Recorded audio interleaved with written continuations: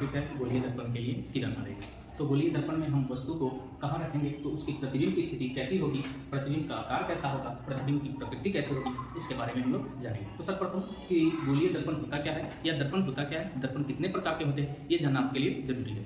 तो दर्पण जो है दो प्रकार के होते हैं, एक होते हैं गोलीय दर्पण, एक होते हैं समतल दर्पण। गोलीय दर्पण भी दो प्रकार के होते हैं, एक होते हैं उत्तल दर्पण और एक होते हैं अवतल दर्पण। तो हम अवतल दर्पण के लिए किरण आरेख बनाना सीखेंगे। तो पहला है कि दर्पण के मुख अक्ष यानी कि अवतल दर्पण के मुख अक्ष के समानांतर आती प्रकाश की किरणें दर्पण से परावर्तन के बाद उसके फोकस से होकर गुजरती है। तो ये हमारा जो है एक अवतल दर्पण है, ये इसका प्रधान अक्ष है और ये जो है आपतित प्रकाश की किरण है।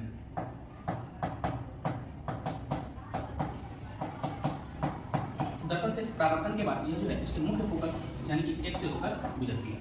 तो अवतल दर्पण में मुख अक्ष के समानांतर आने वाली प्रकाश की किरणें दर्पण से परावर्तन के बाद उसके मुख्य फोकस F से होकर गुजरती है। दूसरा देखेंगे कि दर्पण के मुख्य फोकस होकर गुजरने वाली प्रकाश की किरणें दर्पण से परावर्तन के बाद उसके मुख अक्ष के समानांतर हो जाती है।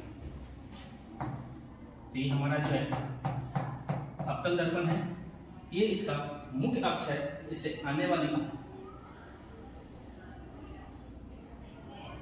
ये हमारा अवतल दर्पण है, ये इसका ध्रुव है, इसके मुख्य अक्ष के समानांतर आने वाली प्रकाश की किरणें अगर वो फोकस से होकर गुजरती है तो दर्पण से परावर्तन के बाद वह मुख्य अक्ष से क्या हो जाती है, समानांतर हो जाती है।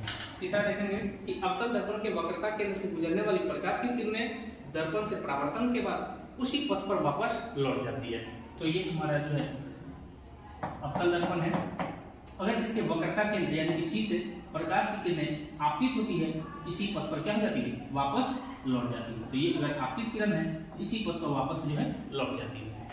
ध्रुव P से पर आपतित होने वाली प्रकाश की किरणें दर्पण से परावर्तन के बाद जितने डिग्री कोण पर आपतित होती है, दर्पण से परावर्तन के बाद उतनी ही डिग्री कोण पर वो क्या हो जाती है, आपतित हो जाती है। अगर सपोज दैट ये आपतित किरण अगर 30 डिग्री कोण से आपतित हो रही है तो ये दर्पण से परावर्तन के बाद ये 30 डिग्री के कोण पे ही वापस लौट जाएगी।